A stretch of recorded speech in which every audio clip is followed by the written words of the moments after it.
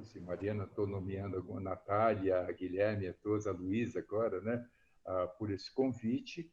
Para mim é uma honra poder compartilhar alguma coisa que a gente vai colhendo, né, trabalhando com dependentes químicos, não exclusivamente agora, mas principalmente, né? E eu queria começar, eu conversei já com a Mariana de uma maneira informal, quebrando qualquer protocolo.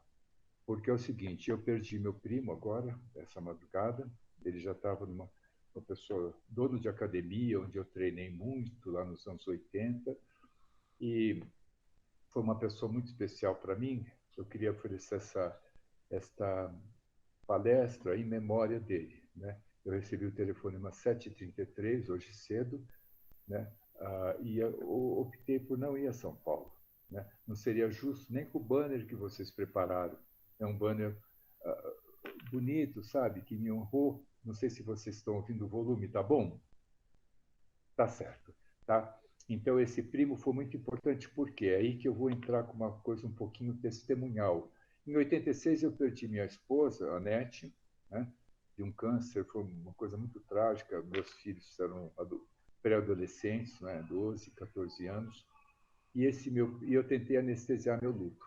Né? Foi uma tentativa frustrada de anestesiar o luto. Hoje eu sei, né, venho até em algumas formações que foram me ensinando, a vida foi me ensinando que luto não se anestesia, tristeza não se medica, embora hoje isso seja muito comum. Tristeza virou depressão e a gente medica. E eu, nessa tentativa absurda, em 86, 87, 88, de anestesiar aquele luto, aquela minha incompetência para lidar com dois adolescentes sem a net, esse meu primo foi assim um socorro emergencial muito importante, irmão mesmo, né? Um primo que fazia qualquer coisa para estar com o Zé, naqueles momentos de luto, enfim. Então, e eu perdi ele no dia da palestra, tá certo? Né? A gente era muito amigo mesmo, né? Então eu ofereço, sem o Renato Jadon, sem o Renatão, meu primo, eu não estaria aqui para dar essa palestra com vocês, com certeza. Então, nada melhor que começar com esse memorial, não é? E já que eu falei de anestesiar luto, eu, inclusive, conheci uma pessoa, 3 anos depois, uma enfermeira, começamos a namorar, aí eu já estava na área de dependência química, com conselheiro, ela também era conselheira, enfermeira, o irmão dela, médico, foi até diretor clínico dessa instituição, e ela também teve um câncer. Né? Nós estávamos noivos já trabalhando na área e também faleceu no dia 10 de dezembro de 93. E eu não anestesiei. O que eu tive que fazer foi ir para a clínica do Rio, onde eu tinha estagiado, e fazer um trabalho com Elizabeth Kubler-Ross, sobre a morte e o morrer. Naquele texto bonito, e eu percebi aí que elaborar um luto demora mais tempo. Falar do luto demora mais tempo. Chorar o luto demora mais tempo também. Mas não tem jeito, né? Bom, então, eu queria começar falando dessa sociedade pré-pandemia, vamos chamar que é imediatista, consumista. Nesse imediatismo se medicaliza as coisas. Era uma das sugestões de vocês, né? Falar sobre essa extrema medicalização dos afetos, né? Em vez de sentir. A coisa é muito rápida. É claro que uma receita sair de um consultório do médico, nem sempre um psiquiatra, né? Às vezes o ginecologista, o cardiologista, com uma receitinha azul, né? De um Rivotril, qualquer coisa, é mais rápido do que ir para um divã ou ir para uma poltrona, né? De uma colega que vai ouvir aquela história de vida, ouvir quais foram, né? As privações, os estímulos, enfim. Né? Eu sou um pouco avesso a rigidezes teóricas. Né? Eu acho que, inclusive, a clínica do dependente químico obriga, como nós falamos agora há pouco, a uma coisa um pouco transteórica. Eu brinco com as alunas, eu não dou mais aula. Eu dei aula há 3 anos aqui na faculdade para alunos do 5º ano, alcoolismo e drogas, e também supervisão para para alunas que trabalhavam no Hospital do Câncer, em clínicas de dependência química. E eu falava assim, gente, se até o sexo é trans, por que não ser transteórico um pouco, tá certo? Né? subverter criativamente alguns cânones que enrijecem, né? Porque o nosso trabalho dependente químico, há alguns anos, há vários anos trabalhando com ele, a gente é uma clínica que deixa, é uma clínica da inconstância, da rapidez, da melodia. Isso, palavras do Claude Olivenstein. Claude Olivenstein, eu ouvi ele em 96 em São Paulo, ele já faleceu. Ele criou o Centro Marmottan de Paris, que foi, acho que, a pioneira nas clínicas de substituição, metadona no lugar da heroína, né? Então, e ele falava que a clínica ele dá vários adjetivos do toxicólogo, né, do adicto, do dependente químico, exige do terapeuta, eu até brinquei com vocês, né, quase uma terapia Cirque du Soleil, né, malabarismos criativos, claro, criativos, e que sejam significativos para aquele momento. Claro, não adianta, né, fazer um pastiche, né? Tanto que uma vez eu estava num congresso de dependência química, acho que em São Paulo ou Floripa, e tá o doutor Sérgio Paula Ramos, ele é psiquiatra, psicanalista, e veio uma colega nossa, uma senhora da Bahia, e apresentou um trabalho interessantíssimo no Congresso de Dependência Química, né, sobre a cognitivo-comportamental na época. Faz muitos anos, era um pouco novidade, e eu falei, doutor Sérgio, que trabalho bonito, né?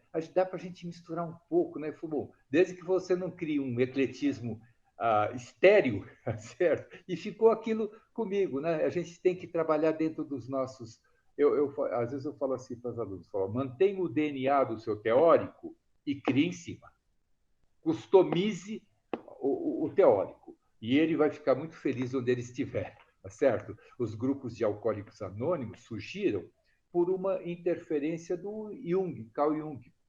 O Jung atendia o Roland Hazard em 1932, por aí, e era um alcoolista muito rico, americano, empresário, filho de senador, e o Hazard, o Roland recaía. E o Jung interrompeu a terapia, falou, Hazard, o Roland, se você não passar por uma experiência de fundo religioso, não posso falar mais no momento, né? Porque, claro, ele tinha tido as brigas com o Freud, tudo, Freud estava para morrer, enfim. Né? Então, e o Roland voltou para os Estados Unidos e entrou para o grupo Oxford, o grupo de Oxford. O grupo de Oxford era um grupo fundamentalmente cristão, onde alguns alcoolistas estavam se mantendo sóbrios. E daí foi um passo para convidar o Dr. Bob e o Bill, que foram os cofundadores de AA. Tem uma carta muito, muito bonita, se vocês procurarem no Google, Jung e os AAs. Carta de Jung e os AAs. Ou cartas entre o Bill, cofundador de Alcoólicos Anônimos, o outro era o Dr. Bob, isso em 35, e o Dr. Jung. Né? Então, enfim. Então, tudo isso exige, você vê, desde aquela época, para o Jung falar isso, então,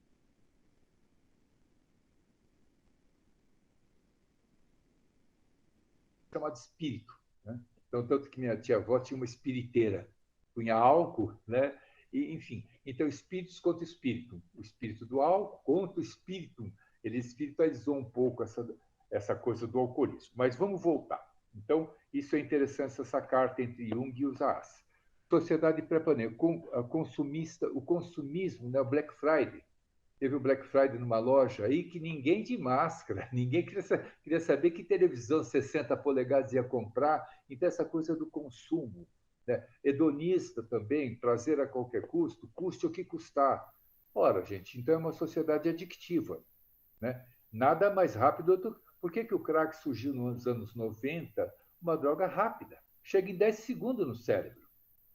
Se eu posso ter 70 metros de superfície pulmonar, 70 metros quadrados de absorção pulmonar da fumaça, por que eu vou ter 4,5 centímetros de mucosa nasal quando eu aspiro a cocaína? Certo? Então, veja, se é para ser rápido, os adictos podem nos dar uma boa lição, como chegar mais rápido àquilo que você quer, com toda a ressaca emocional, com todas as consequências nefastas do uso de droga que a gente sabe. Certo? Então, já falamos da medicalização rápida dos afetos. Falar demora mais. Falar demora mais. Certo? Falar no nosso consultório, chorar no nosso consultório. Eu estou fazendo atendimento só online. E eu tinha um pé atrás com o atendimento online. Confesso para vocês que mas não é a mesma coisa. Hoje eu vejo que quantas pacientes, né, e pacientes homens também, às vezes choram, pede desculpa. Falou, em consultório de psicólogo, não se pede desculpa pelo choro. O choro será sempre bem-vindo, será sempre um bom sinal. É sinal de que restou algo de afetivo. Né? A droga ou os sintomas, um sintoma neurótico grave, não foi capaz de apagar aquela chama afetiva. Então, será sempre muito bem-vindo. Né? Uma coisa também que a gente pode falar, que eu gostaria de falar, é o aumento do consumo de álcool na pandemia. Foi registrado um aumento das produtoras, né, das cervejarias e tal, indústria de bebidas, não só para os mercados e tal, como também os mercados reportando esse aumento para consumo doméstico. Que problema que eu vejo? Eu vejo que esse alcoolismo, esse álcool, esse consumo de álcool doméstico, em bebida, né, claro, diante de crianças e adolescentes.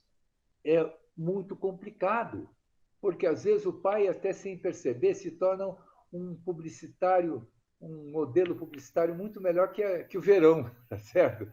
Por quê? Porque ele fala, amor, traz uma latinha aí que eu estou num estresse danado e tal, daqui a pouco, aquele barulhinho característico, ainda bem, filhão, como é que é? Então, isso, para uma criança, ou para uma pré-adolescente, mesmo um adolescente, é uma propaganda. O comportamento dos pais será sempre exemplar, para o bem ou para o mal.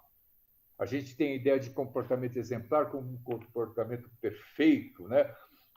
O Winnicott falava, né, que a mãe tem que ser suficientemente boa só. Não precisa nada além disso, tá certo?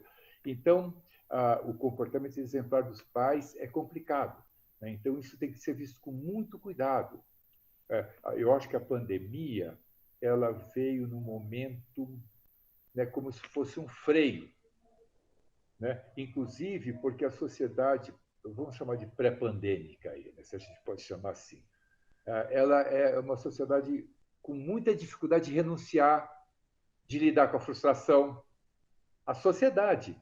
Então, eu vejo a toxicomania, deveria dizer aqui, como sintoma, porque nossos adictos também têm dificuldade de lidar com a frustração, né? São imediatistas, tá certo? Então, tudo isso a gente pode ficar atento. A pandemia, de repente, é claro que tem muita gente desrespeitando os protocolos, mas ela nos obriga a renunciar a muita coisa. Eu tive que renunciar a dar um abraço à minha prima, e a São Paulo rápido, tá certo? Não, até porque, não só porque tinha esse compromisso com vocês, porque também, nesse momento, minha prima seria apenas dizer, não venha. Como ela falou, não venha, não é? Eu falei que eu ia oferecer memória dele, enfim. Né? Então, renunciar. A gente fala, a gente vê nos nossos atendimentos, eu tenho visto algumas pessoas, alguns pacientes que têm mais facilidade para renunciar, para simbolizar, né? Para falar. O dependente químico tem um simbólico muito pobre, ele é puro ato. Desculpe alguns conceitos, talvez que são explicados mais pela psicanálise, não importa. E a comportamental também explica isso, a análise do comportamento, essa coisa de passar da fantasia para o ato, do ato. Porque a droga, até o sistema onde ela funciona, a dopamina, é chamado de sistema de recompensa cerebral. Uma coisa bem comportamental, né? Porque eu sou recompensado com sensações prazerosas, tá certo? Não só isso, eu vi um trabalho muito interessante de um psiquiatra americano, num outro congresso que eu fui, esse eu sabia, em Santa Catarina, e eles conseguiram, através de microdiálise e ressonância magnética funcional, que é com o cérebro em movimento, quantificar a quantidade de dopamina. Nós sabemos que dopamina é um neurotransmissor muito responsável, não exclusivamente, mas muito responsável pelas sensações prazerosas. E eles quantificaram. Uma comida gostosa, nossa, que gostosa essa lasanha, sogrinha.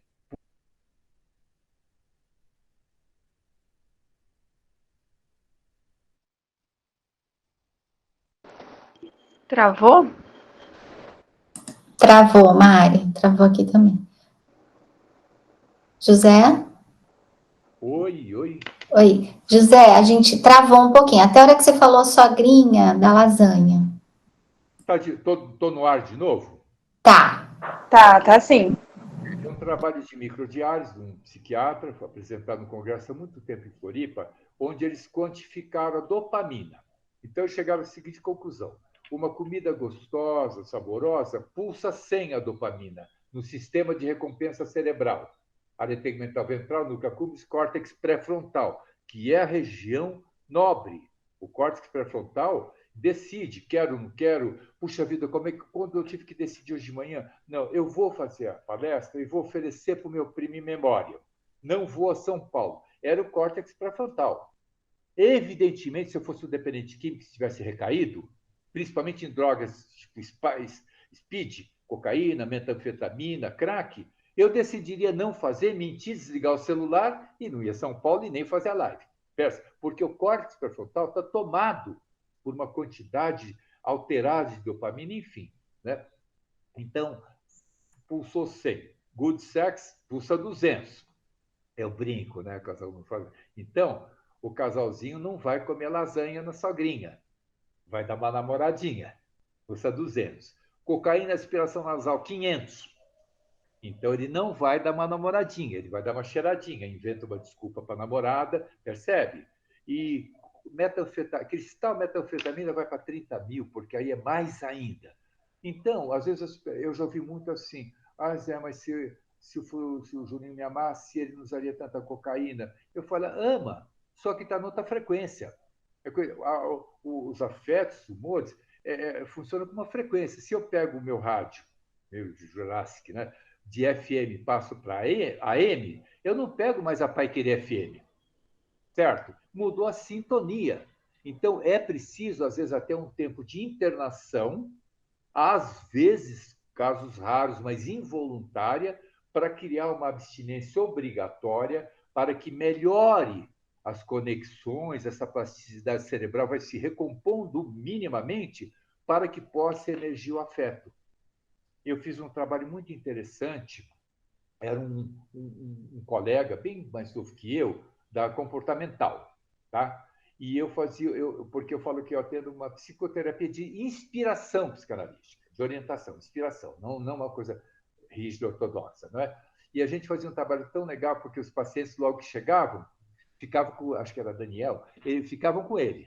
Era bem comportamental, aquela disciplina, hora de levantar, tudo. E ele fazia um trabalho belíssimo, as dinâmicas criativas, não é? E quando ia, depois de um certo tempo, mudava a cor do crachá, aí entrava uma coisa um pouco mais analítica, história de vida, lidar com algumas culpas. Então, eu acho o trabalho com addictos, não só no consultório, mas em clínicas, deve ser multiprofissional e interdisciplinar. Uma vez eu estava atendendo um paciente, eu ia para lá quarta-feira para essa clínica e voltava na sexta. Fica a 80 quilômetros de Londrina. E uma noite eu estava atendendo um paciente e o doutor, o psiquiatra me bateu, eu interrompi o atendimento, ele falou: olha, Zé, atende, faz um atendimento, uma escuta aí de um paciente que está comigo, vê o que você acha, porque, percebe? E eu reportei para ele. Às vezes eu estava atendendo um paciente, percebi algum sintoma muito estranho. Imediatamente depois eu ia na enfermaria e punha no prontuário. Olha, registra aí, porque a gente lida com ideação suicida, até tentativas. Então, aí não existe teórico, qual é a sua abordagem. Existem vidas. E tudo o que pudesse ser, às vezes o melhor terapeuta de um paciente de clínica, uma vez um cortou o pulso, tentou suicídio, e eu fui na enfermaria, ele estava conversando com o enfermeiro. Eu conversei um pouquinho com ele, dei uma piscadinha para o enfermeiro. O melhor terapeuta dele estava sendo enfermeiro naquele momento, porque ele estava conversando aquela angústia, aquele arrependimento, as dores que ele estava sentindo, porque ele cortou meio fundo o pulso. Então, foi enfermeiro. Esse diálogo interdisciplinar, criativo e ético. Claro que a gente não invadindo, né? Cada um sabe da competência do outro. Um educador físico. Eu tenho um amigo, educador físico, está fazendo doutorado, trabalhando com a questão dos exercícios físicos na recuperação do dependente químico, até na prevenção. Um trabalho muito interessante. Ele fez um trabalho experimental numa clínica, até para coleta de amostras, né, para estatística, para pesquisa dele. Então, eu acho que a toxicomania, ou seja, os distúrbios mentais e comportamentais devidos ao uso de substâncias psicoativas, que vai de F10 a F19, né, eu acho que são o principal fator motivador para esses diálogos criativos entre nós, né, os diversos profissionais, tá certo? Então, nas psicoterapias também, né, as nossas escutas, tá certo? Agora, vamos fazer o seguinte, eu não sei se a gente poderia... quanto tempo nós temos, Mari? Mais ou menos. Acho que uns 40 minutos, Josi, por aí. Isso. Quer passar o slide, José? Quer que a Luísa coloque? Isso. Gente, os slides virão, com a boa vontade da Luísa, como vierem, tá certo? Já que começamos como começamos. Então, Luísa, podemos passar o primeiro.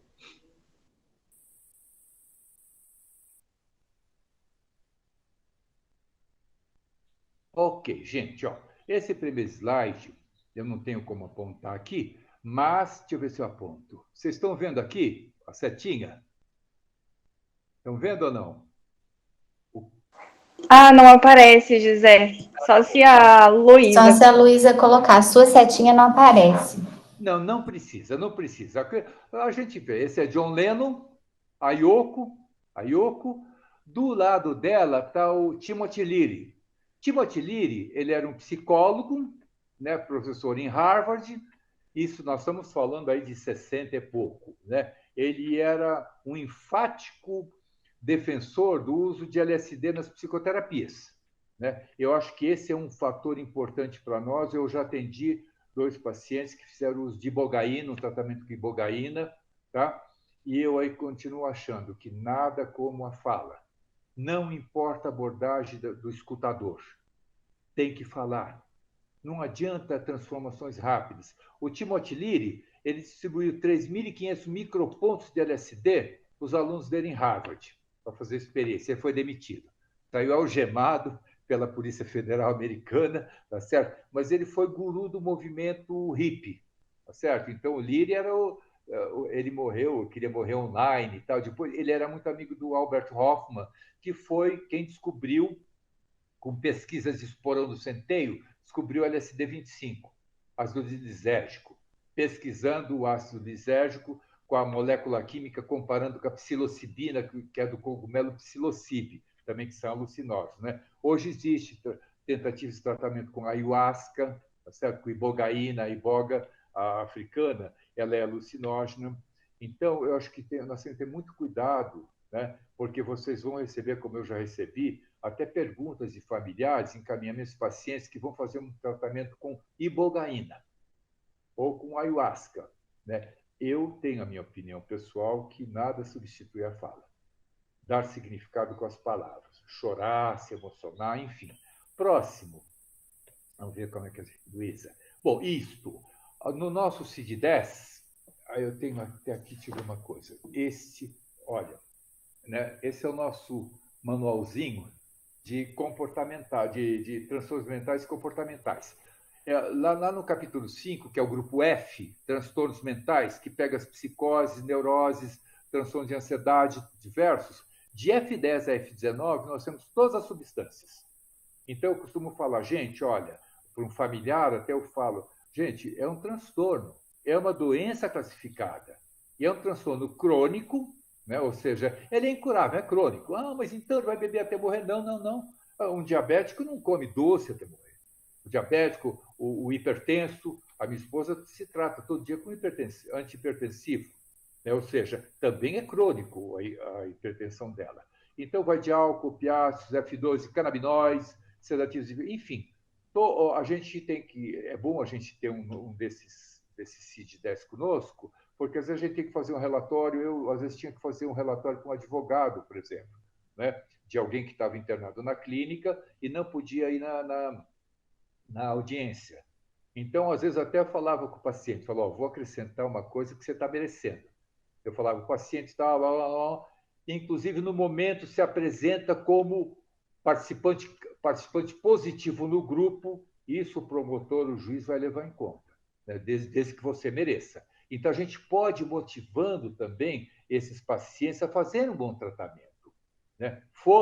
Às vezes, involuntariamente, Tem a internação compulsória, que é quando, devido a um assalto, alguma coisa, o dependente químico é compulsoriamente, ou seja, pela justiça, internado. A gente aí tem que fazer um trabalho de motivação. Às vezes sofremos, né? Eu lembro de um adolescente numa clínica, numa outra cidade, que ele tinha 16 anos, e ele falava, quando eu sair daqui eu vou comprar uma arma e tal. E a gente foi fazendo um trabalho. Ele teve alta, foi trabalhar com um advogado, ele digitava muito bem as coisas, e infelizmente ele teve uma recaída. E na recaída, durante um assalto, ele foi morto, né? E foi duro levar um abraço para aquela mãe, né? Que eu tinha conhecido na clínica. Então, nós temos esses percalços. Quando eu comecei a trabalhar nessa área em 91, dona Neide, a diretora de uma clínica, falou, Zé, você está preparado para lidar com frustração? Eu, ingenuamente, falei, estou sim. E mal sabia eu que eu ia crescer com as frustrações, né? Porque a gente se frustra muito, às vezes suicídio do paciente, não é? Enfim, né? Próximo, Luísa. Isso. Algumas drogas depressoras, elas funcionam no sistema. Eu vou falar um pouco rápido, porque não dá para entrar em detalhe agora, né? Tem um sistema que chama GABAérgico, gama-aminobutírico, é um ácido, né? Um sistema GABA, ele é lentificador. Por exemplo, o álcool é um depressor. Mas quando eu bebo, eu fico mais à vontade com as gatinhas e tal. É porque o álcool deprime também o sistema inibitório. Eu tenho um sistema inibitório que não vai permitir que eu agora fale um palavrão aqui. Mas se eu me alcoolizar, pode ser sim. Ao deprimir essa censura, eu fico mais à vontade, não é? Perco a noção, vamos dizer. Os ansiolíticos, hoje em dia, o uso abusivo de Rivotril é tremendo, tá certo? Então, as pessoas não precisam se acostumar a tentar meditar para dormir, porque está sem sono. Não, toma Rivotril, né? Os opiáceos, temos opiáceos e opioides, por exemplo. Eu falo até a dolantina, né, que é uma morfina sintetizada, a heroína. A heroína, na verdade, foi criada, foi semi-sintetizada décadas atrás, para melhorar o sintoma de abstinência dos a heroína foi criada para diminuir os morfinômanos. Aí se descobriu que a heroína era pior do que a morfina. Então, ela tinha um poder viciante. Então, existem esses percalços nas pesquisas. O Freud usou cocaína há 11 anos, fazendo pesquisas como um antidepressivo. Ele queria até ficar bonito na fotografia, o Freud, desculpe essa piadinha, né? Mas até sugerindo para Marta, noiva dele na época, porque ele viu na cocaína diluído em álcool na proporção não sei quanto por cento, que melhorava o humor. Ele tinha uma certa depressão, né? E prescreveu para alguns pacientes dele. Um chegou a morrer, né? Porque, enfim, e isso maculou mais um pouco, né? O nome dele devido a alguns problemas na época, enfim. Mas a pesquisa do Freud era interessante. Ele estava tentando diminuir os sofrimentos dos depressivos. Só que, com o tempo, isso aconteceu com várias drogas. A droga é proscrita.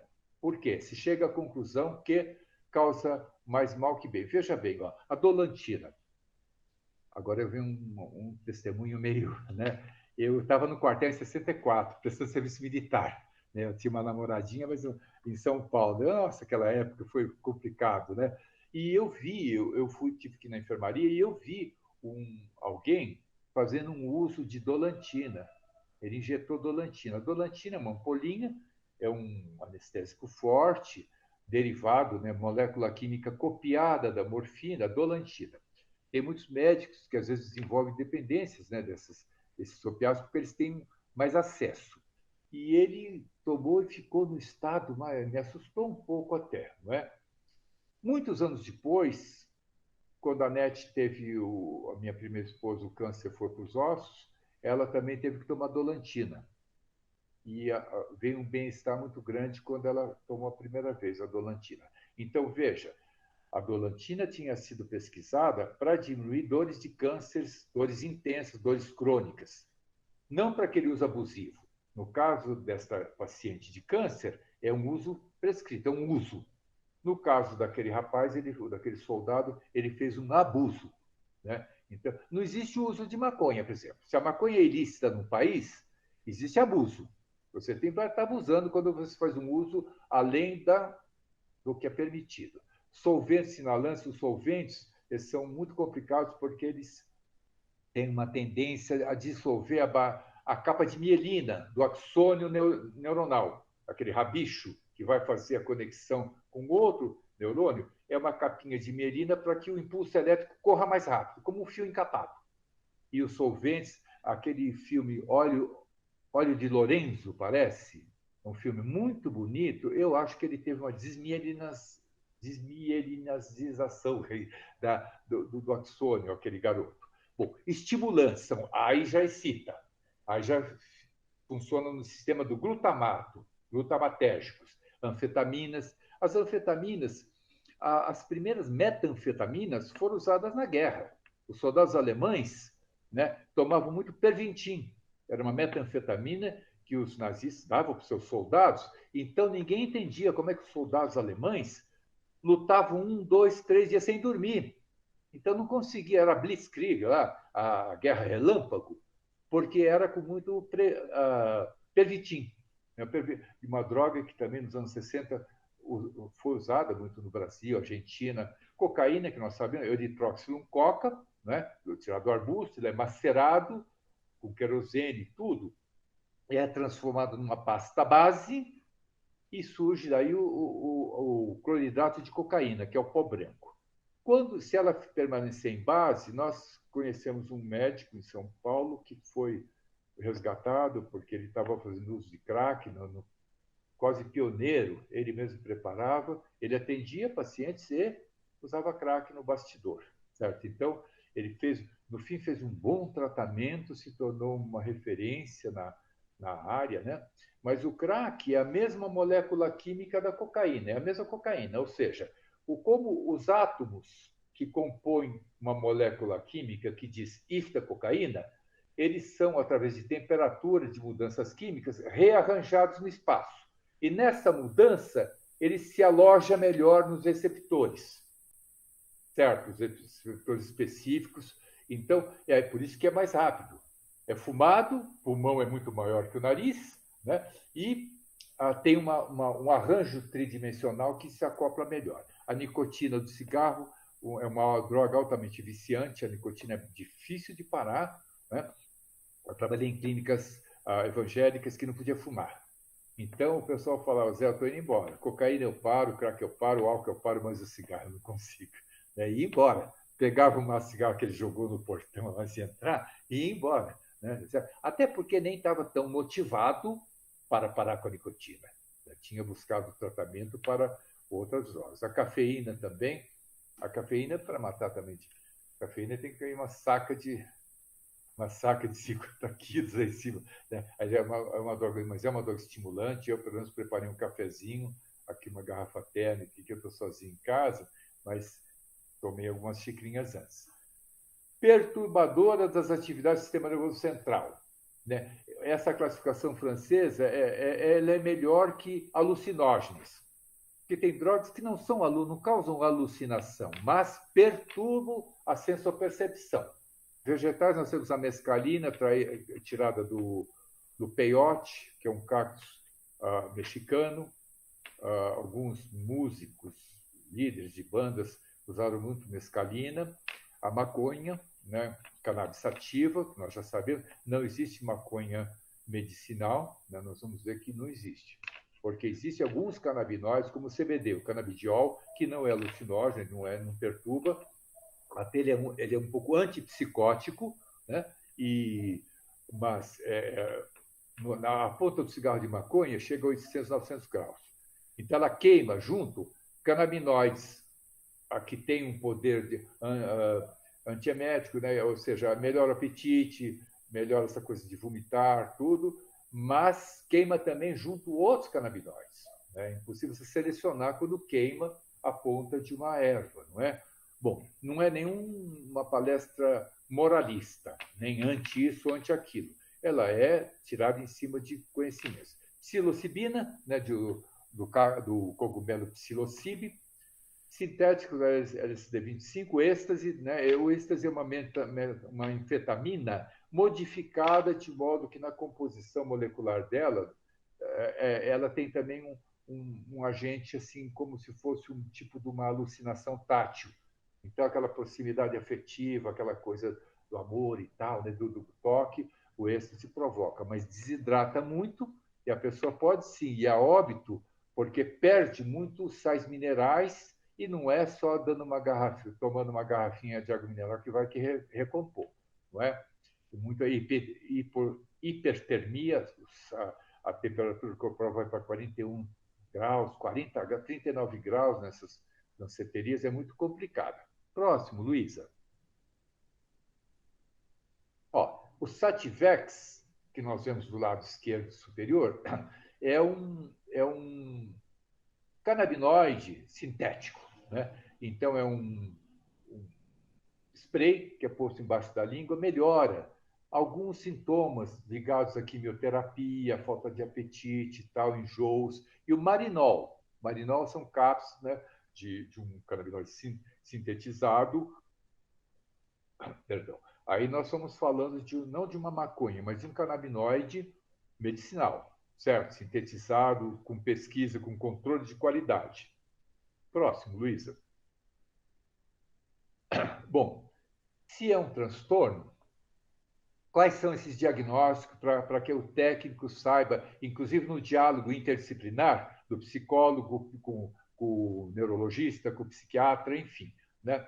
Primeiro item seria compulsão. Né? E esses critérios diagnósticos valem para qualquer substância ou comportamento adictivo. Uma compradora compulsiva, uma vez eu estava dando uma palestra numa clínica em São Paulo, muitos anos atrás, e era mista, e eu falei assim, então o dependente químico percebe que seria um dependente, né? Que o primeiro gole, quando ele bebe, bingo, né? Bingo, ele descobre que bingo, né? E no intervalo veio um rapaz procurar e falou, Zé, quando você falou bingo, eu estou aqui não é época de droga, é época de jogo compulsivo. Quando você falou bingo, aquele significante disparou um monte de... aquele ambiente de bingo, né, na cabeça dele, e falei, desculpa, eu não sabia. Né? Então, mas ele também estava porque o jogo dele é um jogo compulsivo.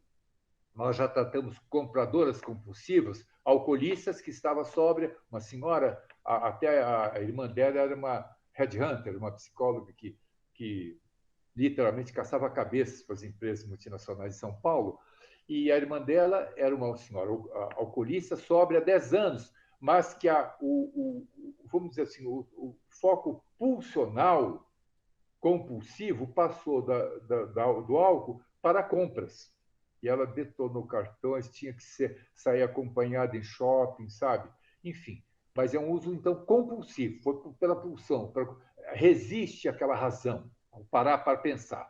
Tolerância é uma série de adaptações neurológicas e fisiológicas que levam a pessoa a precisar de mais substância para ter o mesmo prazer inicial, a mesma satisfação inicial. Síndrome de abstinência. Tudo bem com vocês? O som está bom? Certo, tá bom. Bom, síndrome de abstinência, síndrome é um conjunto de sinais ou sintomas que define algum diagnóstico. Né? Síndrome de abstinência é um conjunto de sofrimentos psíquicos e até físicos que quando a pessoa reduz ou para o uso da substância. Ou, às vezes, o comportamento.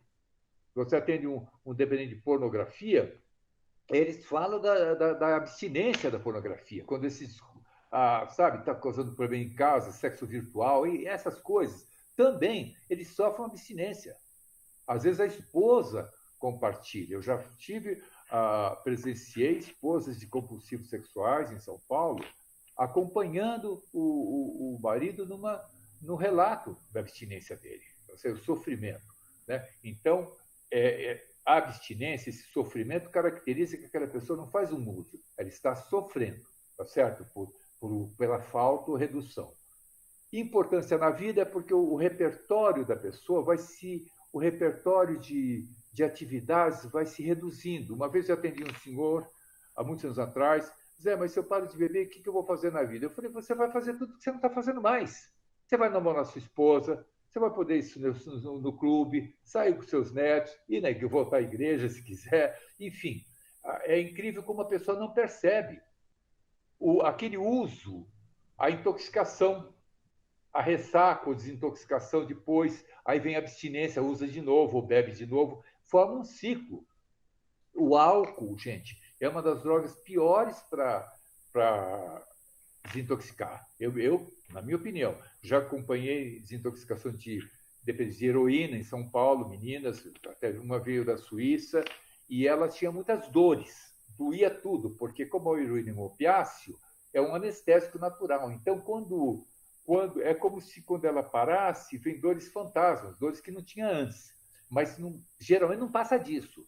E alcoolismo, já acompanhei a morte, o óbito de um senhor de 52 anos, apesar de todo o cuidado da clínica, né, ele foi para delírio tremens, foi removido para o hospital de alta complexidade em São Paulo, e mesmo assim foi a óbito. Ou seja, não houve tempo do organismo passar da caloria fornecida por uma molécula química simples, que é o etanol, atravessa as barreiras diversas, inclusive a barreira hematoencefálica, fácil, não foi possível passar para se alimentar de batata, de carne, você percebe? Então, foi para um delírio tremens, que é um quadro horrível, confusional, assim, muito alucinatório, e foi a óbito. Então, muito cuidado com o álcool, né? O álcool tem sido banalizado o seu uso. Aí aquelas propagandas maravilhosas de cerveja. A cerveja é álcool também. É claro que se eu tomar 10 latinhas em vez de 4 doses de vodka, eu vou conseguir os meus efeitos. Nós temos uma lâmina, não sei se vai dar tempo de passar, das comparações. Então, perda de controle é quando a pessoa não consegue mais controlar. Amor, podemos ir no churrasco do cunhado? Eu só vou beber lá no sábado, tá? E aí na quinta-feira aparece alcoolizado. Então, não controla mais. Quando irá começar, não consegue mais cumprir os combinados, nem na quantidade. Você passa por uso compulsivo, então não tem mais esse controle que ele supõe ter. E uso, apesar das consequências. Nós já vimos, já acompanhei pessoas profissionais da saúde, né, com bom conhecimento, né, com uma patologia grave, irem a óbito, mesmo estando abstinente algum tempo por causa da internação. E ele estava usando apesar das consequências. Só aqueles mecanismos de defesa, de negação fortes, faz com que a pessoa elabore ele advogue sua própria causa de continuar a beber, apesar das consequências. É isso que nós vamos ver na nossa clínica, vocês veem, com certeza, os colegas já estão vendo, tá certo? Próximo, Luísa. Agora eu vou falar um pouquinho de álcool e organismo feminino. As mulheres andam bebendo demais, isso é um risco, a mulher tem menos água no corpo, menos líquido, ela tem mais tecido adiposo. Então, é claro que o álcool se dilui mais no organismo masculino que feminino. Se eu tomar uma dose de uísque e minha esposa Elizabeth tomar também uma dose de uísque, o álcool no meu organismo vai estar mais diluído, ok? Mas como eu não bebo, então fica mais fácil, né? Então, distúrbios cardiovasculares. Os vasos sanguíneos das mulheres são naturalmente mais estreitos. Vocês estão conseguindo ler na imagem? Sim. Certo? Uhum. É bom para vocês acompanharem, para não ficar falando sobre, mas olha, distúrbios cardiovasculares chega a ser 40% maior entre elas. Veja bem, gente, não se trata de um discurso, uma palestra moralista, mas até um cuidado com o feminino. Esse feminino está sendo um pouco, nesse momento político, social, um pouco, às vezes, desvalorizado. Nós temos que ter muito cuidado. Aliás, os homens também têm que elaborar melhor os aspectos femininos. O Jung chamava de ânima, né? Nossa ânima, tá certo? E com certeza temos que trabalhar assim, né?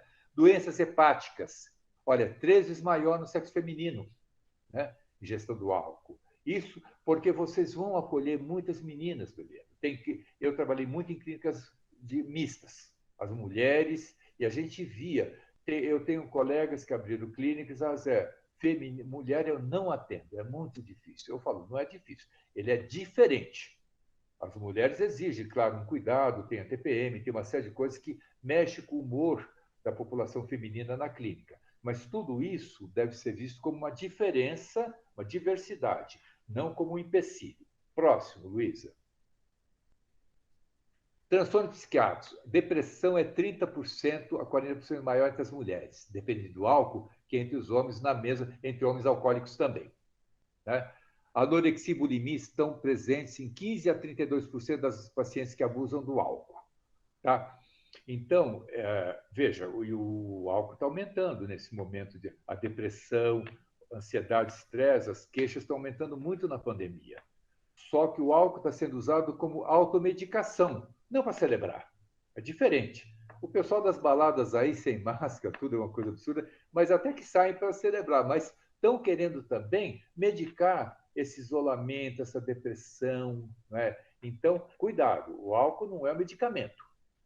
Se é para celebrar, tudo bem, né? Mas cuidado. Próximo, Luísa. Envelhecimento precoce da pele. O álcool desidrata. Então, a gente vê o cuidado das pessoas com botox, infelizmente, com lipoaspiração aí, que tem até levado algumas pessoas à morte. Né? Então, e muitas fazem os cuidados estéticos, mas bebem também. Então, é uma coisa contraproducente. Né? Distúrbios neurológicos, memória, problemas de memória. Hoje em dia se fala tanto em Alzheimer, tudo. Se chega a falar também, correu um mito aí, que o álcool ajudava para prevenir a Covid. Não. O álcool é uma substância inflamatória. Ele vai diminuir o sistema imunológico, vai ficar mais propenso para a pessoa, mais vulnerável. Tá certo? Então, derrubar esses mitos. Próximo, Luísa. Câncer. As mulheres retêm quantidades elevadas de álcool no sangue, claro, porque ela tem menos líquido no corpo. O câncer entre elas costuma aparecer 5 anos antes do que nos homens. Né? Então, isso é um agravante. Então, agravante. Será que a gente está pregando que as mulheres não devem beber? De forma nenhuma. Né? Vamos celebrar, vamos tomar um bom vinho, né? Quem puder, quem gostar, mas cuidado. Eu estou sabendo que se eu sou mulher, o meu organismo é um pouco mais vulnerável. Estando atento a isso, vamos comemorar, vamos celebrar, não tem problema. Osteoporose, mulheres com menos de 60, que tomam de 2 a 6 doses diárias de álcool, têm um risco 30% maior de fratura no colo do fêmur. E fratura no colo, depois uma. Eu não sou médico, tá? Eu falo como psicólogo, mas que acompanha, a gente acompanha as queixas e tal. Minha sogrinha teve uma fratura no fêmur, né? E inclusive não suportou a cirurgia. Próximo. Quanto tempo, Mari? Eu acho que mais uns 15, 20 minutos, Josi. Então, tá. Então, só para completar essa coisa da prevenção, do corpo feminino, que eu acho que é uma coisa maravilhosa, maravilhosa. O do homem também, né? Nossos organismos, nossos corpos, nosso funcionamento fisiológico, neurológico, é maravilhoso, você entende essa interação. Hoje se sabe mais com os exames, com os avanços da neurologia, das ferramentas de imageamento cerebral, né? Mas a prevenção deve começar bem antes. Eu falo isso nas empresas. Quando? Quando que deve começar a prevenção? 14 anos, 12 anos. Né? E eu falo que não. Na gestação, uma boa gestação, isso a gente pode sugerir para nossas pacientes grávidas. Não só não beber, como ter uma gestação. É muito comum gestações muito alteradas, agitadas, com conflitos, porque ou às vezes a própria pessoa. Uma vez nós atendemos uma mulher grávida, uma jovem, 35 anos, ela estava se prostituindo, estava grávida, nem sabia de quanto tempo, e estava de quase 8 meses. Foi admitida numa comunidade terapêutica e nós consultamos o conselho tutelar, o filho dela poderia nascer na clínica, que era mista, então as meninas, colegas, iam ajudar a cuidar do bebê, tudo, mas ela teve uma recaída numa saída para um exame e voltou, pegou todos os presentinhos do chá de bebê que tinha sido feito e provavelmente trocou por droga. Não soubemos mais dela, depois fomos saber muito. Então, veja, será que era uma fracote, ela não tinha instinto maternal? Mas claro que tudo estava subjacente, sem poder se expressar esses instintos, essa coisa do afeto, porque a compulsão pelo crack estava mais forte. Né? Ela voltou, então na recaída a coisa dispara. Pode ir próximo, Luísa. Então, nós temos nessa imagem, aqui à direita, né, seria a barreira placentária, a membrana, À direita, a parte da mãe, do sangue da mãe, que passa através dessas velocidades para o sistema venoso do bebê. Então, como o fígado demora 1 hora para metabolizar uma dose de álcool, ou seja, 40 ml de vodka, 150 ml de vinho, 350 ml de cerveja, enquanto nessa 1 hora, tudo que for bebida a mais, com as outras doses, vão correr puro no sangue e entrando no sangue do bebê se a mãe ingerir álcool. Então, próximo, Luísa. Isso pode levar a síndrome alcoólica fetal. Uma vez estava atendendo um rapaz internado numa clínica e ele tinha, apesar de ter uns 20 e poucos anos, tinha essa aparência, esse rostinho. Eu falei, sua mãe bebia? Me ocorreu perguntar, sua mãe bebia muito quando você estava grávida? Eu falei, minha mãe é alcoolista, ela bebia com farinha, sabe? Então, ele tinha esses traços, né? Não só a parte cognitiva, tem um déficit, como a bochecha plana, uma coisa, essa feiçãozinha. Isso é importante vocês, às vezes, até um adolescente. Vocês podem perguntar, investigar, porque vai acontecer. A influência, às vezes não aparece tão fisicamente, mas talvez déficit cognitivo. E na anamnese, cara, vai aparecer. A minha mãe bebia muito quando estava grávida de mim. Próximo, Luísa. Vamos ver o que. Bom, eu gostaria de terminar com essa lâmina para a gente ter um tempinho de debater alguma eventual pergunta. Eu queria ouvir um pouco de vocês. Tem mais coisa. Eu ia falar um pouco da sinapse cerebral. Desculpe. Mas como é uma coisa bem técnica, eu prefiro ficar com isso. Olha, a cerveja tem um teor alcoólico de 5%, o vinho 12% e a cachaça 40% de álcool por uma dose, né? Uma dose padrão, 300 ml para cerveja, 150 ml para o vinho e cachaça 40 ml, como nós falamos. A quantidade de álcool puro por dose padrão, 12 gramas para cerveja, 14 gramas por vinho, cachaça 14 gramas, já está chegando próximo. Taxa de álcool no sangue, alcoolemia, 0,2 gramas por litro, 0,2, já igualou, percebe? Taxa de álcool no ar inspirado, o famoso bafômetro, 0,25 para todos. Então eu falo para as mães, né? Quando o filho fala assim, mãe, presta a chave do carro aí, que eu não vou beber, não, eu vou tomar só cerveja. Cuidado. Ele vai tomar álcool em forma de fermentado, não será destilado, né? Então, cuidado. Agora, eu não sei como fazer. Podemos fazer o seguinte. Luísa, acho que na uma das últimas slides, que fala dos grupos anônimos. Mecanização. Certo. Pode pular. Eu vou pular um pouquinho. Isso. Eu vou pular um pouco. Isso, para aí. Gente, eu vou saltar um pouco. Você vai ficar com gosto de quero mais. Você tem que estar no outro momento, porque aquela parte na neurologia da dopamina, nós falamos por alto, são ilustrações, tá certo? Mas eu queria falar um pouco dos grupos. Aí está na lâmina, alcoólicos anônimos, narcóticos anônimos. Alanon, Naranon não tem Londrina, que é a base de onde estou falando, né? Tem Alanon, sim. Tem Alanon aqui, mas não tem Naranon. O Amor Exigente, ontem eu assisti uma live excelente do Amor Exigente, de uma colega, certo? Então, Codependentes Anônimos, Pastorais da Sobriedade, tem a Fundação Tamarose, em Londrina, o Christman, ou seja, esses grupos, principalmente os anônimos de 12 Passos e o Amor Exigente de 12 Princípios, são grupos que colaboram de uma maneira muito interativa conosco na psicoterapia.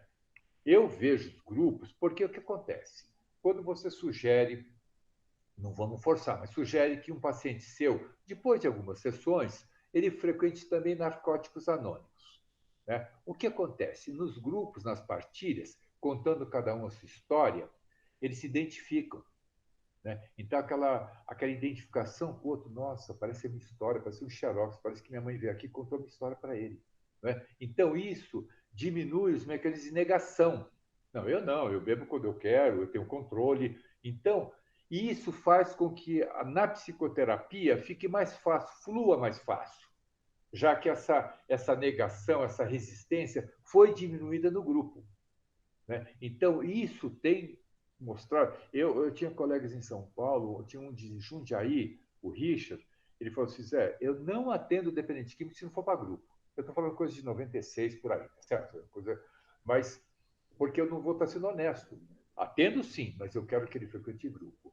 A Marcinha era uma assistente social da Goodyear. Eu trabalhei em clínicas que tinham convênio com Avon, Goodyear, Furnas, enfim, né? Infraero, né?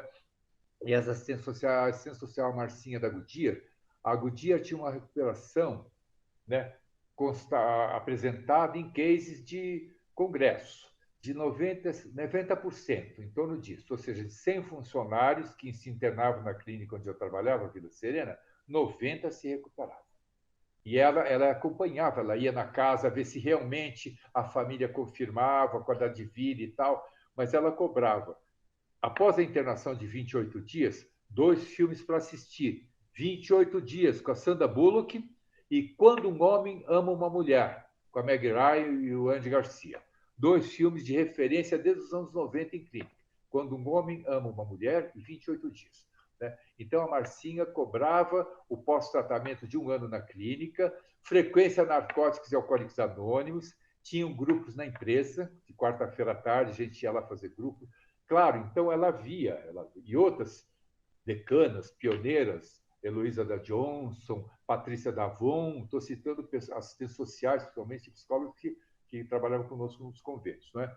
Então, esse cuidado pós-clínica é muito importante. Né? Então, nós vamos pegar muitos pacientes que fizeram uma internação. Os pais, de repente, encaminham para a gente. A gente vai ter o cuidado de mostrar para ele que ele continua, é um processo. A dinâmica da dependência química como um processo constante, como todos nós.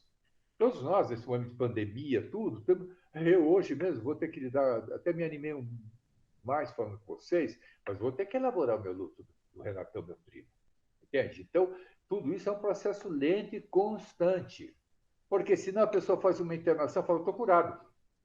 Agora, mãe, pode dar o carro. Ah, está me revistando? Aí eu falo para a pessoa assim, mas minha mãe estava revistando minha mochila. Eu falei, claro, você deixou ela paranoica.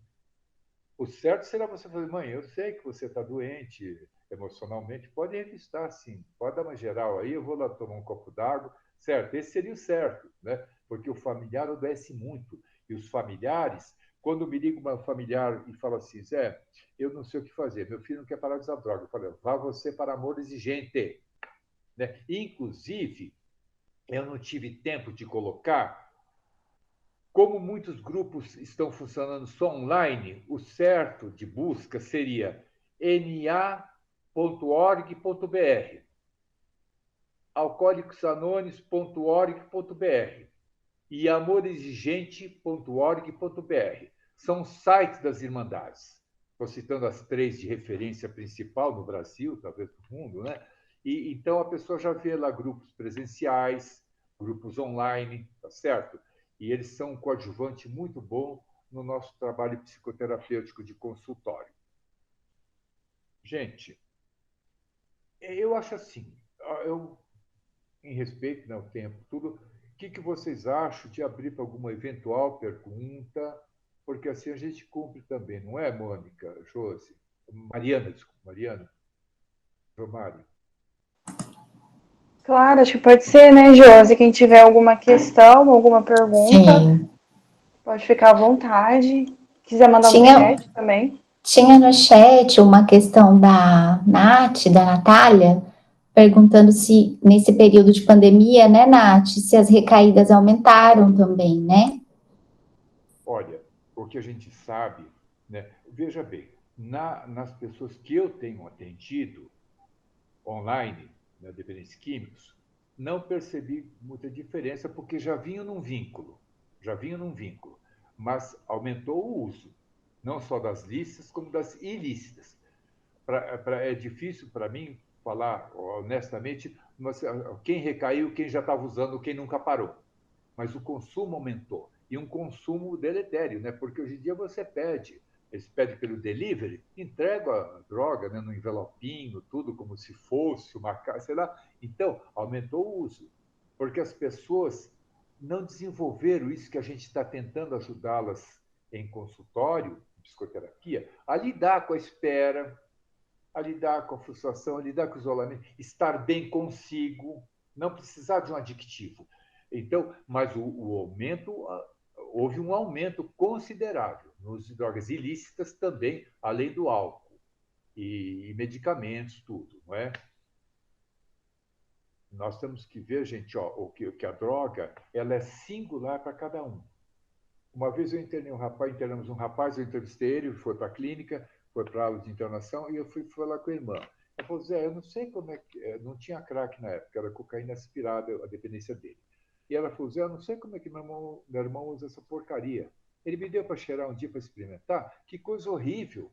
O coração bateu no pescoço.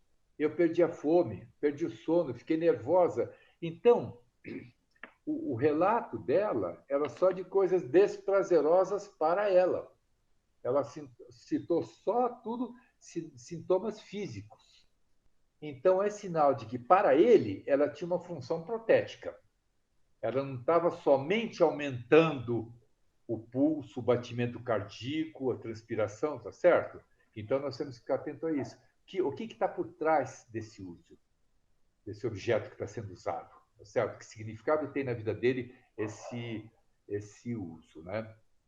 Eu vi perguntas aparecendo duas. Não sei, tinha aí uma sobre ibogaína, não?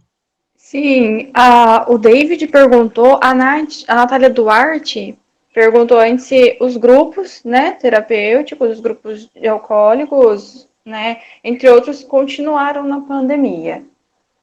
Sim, por isso que é importante é o seguinte, muitos fecharam, muitos estão sempre sem reuniões presenciais, mas fazem reuniões online. Então, a pessoa deve entrar em alcoólicosanônimos.org.br, na.org.br, tem informações. Por exemplo, em Londrina tem um grupo na Raposo Tavares, quase esquina com a Rua Chile, ele tem toda noite, é presencial, com todos os cuidados, máscara, não pode entrar todo mundo, o número certo, esse grupo de NA na Rua Raposo Tavares, quase Chile. Mas o na.org.br informa, em todas as cidades, o que está presencial, não. Amorexigente.org.br. Eles têm os grupos familiares e têm os grupos de recuperação para dependentes químicos também, tá? Então, diminuiu muito, fecharam muitos grupos, estão fechados para presencial, mas estão fazendo online, que é um grupo também muito divertido, né? A pessoa pode se recuperar também nesses grupos e conhecer. Nós conhecemos também esses grupos, né? Esse recurso. Pois não? José, outra questão foi do David. Ele questionou sobre a ibogaína, né, e relacionados. Ele questionou, os seus pacientes que usaram, tiveram alguma melhora? Olha, é complicado isso, porque a ibogaína, a proposta seria, até eu conversei bastante com o médico de um deles, que apresentou trabalhos numa universidade federal brasileira aqui, sobre ibogaína. Agora, a proposta qual é? Que a ibogaína resetasse, deletasse aquele lado da fissura, da memória eufórica. Ai, se eu pudesse dar uma cheiradinha. E ela funcionou para muitas pessoas, nesse sentido, parece que a pessoa perdeu a vontade. Usar aquele encantamento que, com certeza, está ligado a algumas regiões da memória, hipocampo, amígdala cerebral. Então, ela deve dar alguma resetada química, não se sabe certo. Isso ajudou as pessoas a não ter muita fissura, memória eufórica, ai, se eu pudesse, né? Mas as duas pessoas que eu atendi tiveram recaídas depois do uso, e uma delas parou a terapia, fez uma recuperação meio num culto evangélico, enfim, né? A gente tem que lidar com tudo isso sempre observando, de mente aberta, né? Então, eu não vou dizer que não existe, e o outro também fez uma ibogaína, ficou um tempo limpo, sem fissura, mas teve uma recaída e voltou para a psicoterapia normal, certo? Depois teve uma recaída, enfim, né? Mas essa coisa recaída nós temos que encarar não como fracasso total. Recaiu, não serve. Não, a recaída faz parte do processo. do processo da doença ativa. É como alguém que depois de uma tuberculose, enfim, volta a tossir. Não tomou o cuidado necessário, voltou a tossir. Isso não quer dizer que ele vai morrer daquela doença. Ele volta, aumenta, é como se diz, o médico não desiste. Aumenta a dose de antibiótico, soma mais uma vitamina, tudo e pronto, não é? É isso que nós temos, esse cuidado, porque uma queixa de muitas pessoas é que, mas quando recai... Não, recaiu, faz parte, nós vamos acolhê-lo, ajudar a lidar com a frustração, vamos ver o que faltou, que insuficiência foi essa que levou a um uso ativo de novo de uma droga que estava... Né? Então, essa é a minha... Não só ibogaína, essa coisa dos psicodélicos utilizados na psicoterapia. Eu ainda acredito, como eu já falei várias vezes hoje, na fala. Falar do sintoma, dar um significado para o sintoma, entender o que aquilo quer dizer para mim. Né? Que enigma é esse? Não é? E aí entram as diversas abordagens. Comportamentalmente, como é que aquilo foi se incrustando? Né? Como é que a gente pode ajudar aquela pessoa? Né? Tirar a toxidez daquelas cognições, daquele comportamento, não é? Diminuir o poder tóxico daquela ideia, daquela imagem, enfim. Né? Não sei se eu respondo suficientemente para o colega. José, tem uma última pergunta, Okay. né, da Juliana Morgado. Ela questionou como diferenciar o uso de maconha como recreativa e de vício. E quais os principais problemas de pessoas com depressão e o uso de maconha e de álcool? Bom, é o seguinte, hoje em dia a maconha está sendo muito usada. Né? Eu confesso para vocês que eu estou atendendo um ou outro paciente como uma redução de danos. Parou com o crack, com a cocaína, tudo, e confesso, eu estou usando a cannabis, os pais sabem, a gente tem que fazer um acordo, porque o modo como está usando, no momento não quer parar. Também não vou parar a terapia porque não quer parar com uma substância, já que o foco principal era outra, que estava causando poder deletério maior. Agora, muito cuidado com a maconha, né? Porque a maconha ela não causa esquizofrenia. Ela causa, sim, transtornos psicóticos, esquizofreniformes aí, quando a pessoa já tem uma falha na estruturação, na organização mental, já existe uma pequena vulnerabilidade. Eu brinco assim, a gente tem, de repente eu tenho em casa uma estante mal arrumada, com os livros todos fora de ordem. Tá? E aí um dia eu vou lá, todo dia leio, estudo, eu ponho mal arrumado de novo, está tudo lá.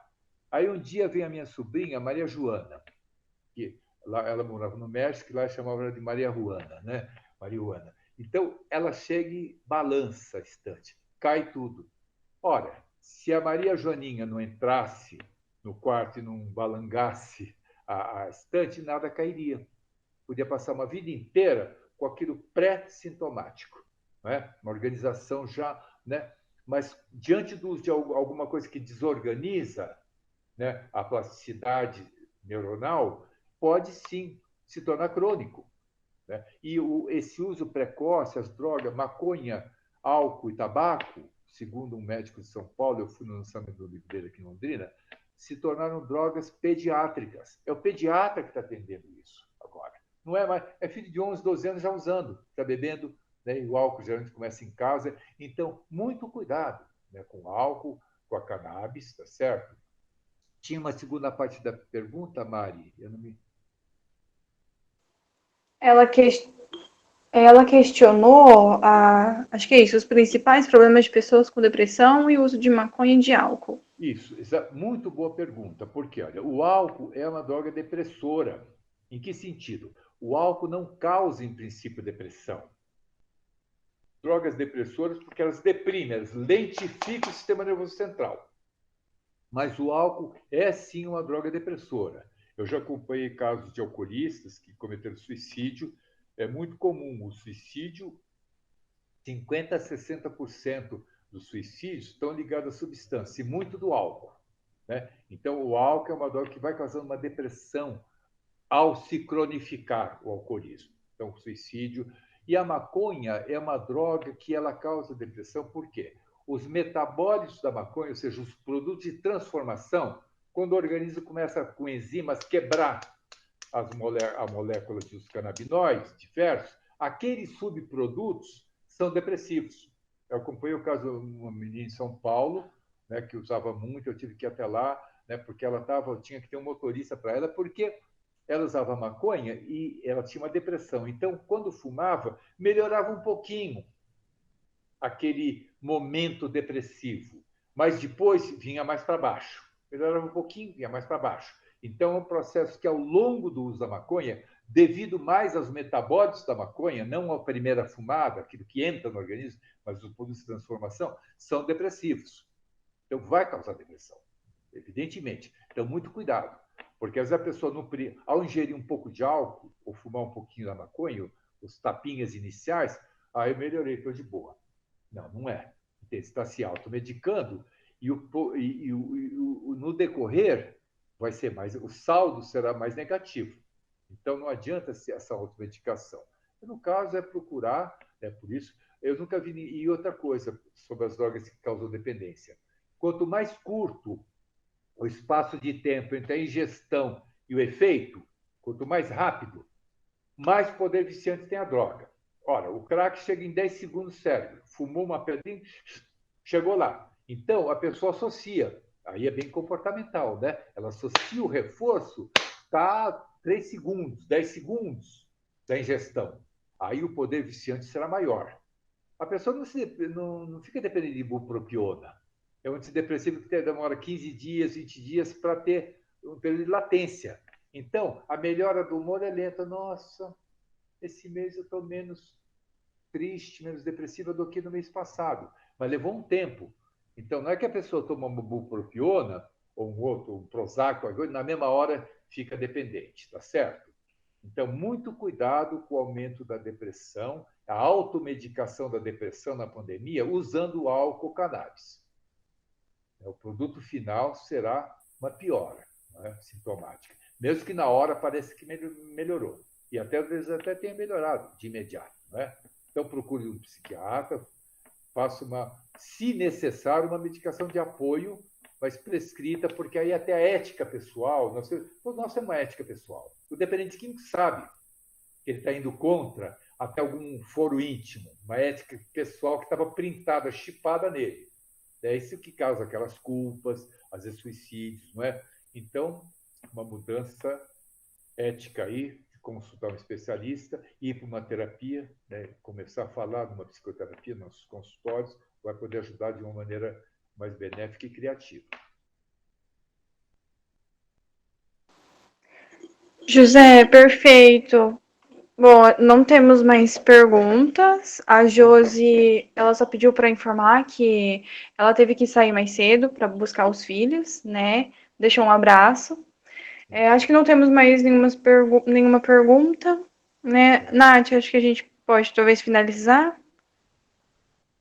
José, quero agradecer, né? Foi muito rico. Agradeço a presença, agradeço, né, esse momento difícil, né? Logo de manhã que você já recebeu a notícia. Eu sinto muito, né, pela sua perda, mas foi muito bom, né? Você fez uma homenagem para o seu primo, né? Então, foi uma bela homenagem, tenho certeza, né? E agradeço muito. Uma próxima oportunidade a gente, né, entra em contato novamente. Agradeço por ter aceitado o convite, né? E também nos colocamos à disposição. E acho que podemos finalizar, né? Você tem alguma colocação, algo para acrescentar? Não, eu queria agradecer e vocês me animaram muito, né, com esse convite. Eu fiquei bem animado na fala. Claro que daqui a pouco eu vou voltar ao meu luto natural, isso faz parte do meu progresso, do meu processo, não é? Mas agradecer muito a todas vocês. Apareceu um David aí, não sei se for o David, um ex-aluno meu. Abração, David. Espero que tenha sido importante, né, nossos momentos lá na faculdade, na supervisão, enfim. Tá? E agradecer a todos vocês e um desejo de que a gente possa continuar diminuindo o sofrimento, ajudando as pessoas a resolver seus enigmas, né? Enfim, né? dar um significado diferente até para esse momento tão difícil da pandemia, com tantas mortes, né? Quem que não perdeu um amigo, um parente, um vizinho, não é? Uma professora, às vezes, não é? De Covid, tá bom? Muito obrigado e contem sempre comigo, tá bom? Muito obrigada, José. Um ótimo final de semana para Muito você, né, obrigado. pessoal? Obrigada pela presença. Até a Muito próxima. obrigado. Até a próxima, se Deus quiser. Certo. Tchau, tchau. Tchau, tchau.